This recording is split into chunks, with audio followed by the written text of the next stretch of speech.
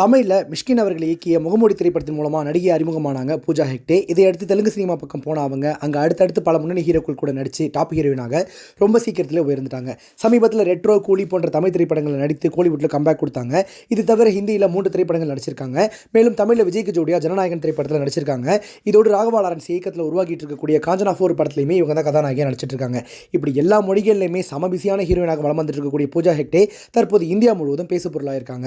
அதுக்கு காரணம் ஒரு பேன் இண்டியன் ஹீரோ தங்கிட்ட தப்பாக நடந்துக்க ட்ரை பண்ணதாகவும் அவரை நான் பலார்னு அரைஞ்சிட்டதாகவும் சோஷியல் மீடியாவில் அவங்க சொன்னதாக ஒரு கருத்து வலம் வந்துட்டு இருக்கு.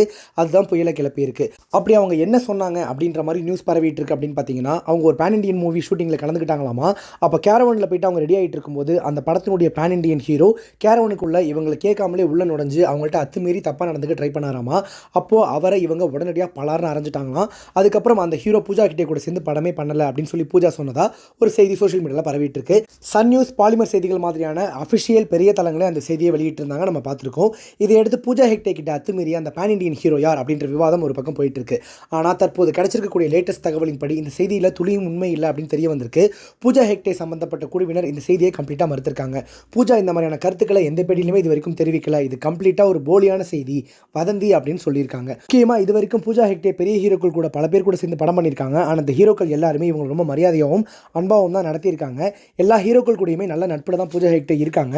யாரையோ ஒருத்தர் அட்டாக் பண்ணுறதுக்காக பூஜா ஹெக்டே மேலே இந்த மாதிரியான ஒரு வதந்தியை கிளப்பி விட்டுருக்காங்க அப்படின்னு சொல்லி இது அனைத்துக்குமே முற்றுப்புள்ளி வச்சிருக்காங்க பூஜா ஹெக்டே சம்பந்தப்பட்ட குழுவினர். ஸோ அப்படி ஒரு செய்தி நடக்கவே இல்லை. எந்த பேன் இண்டியன் ஹீரோ கூடவும் பூஜா ஹெக்டேக்கும் எந்த பிரச்சனையும் இல்லை.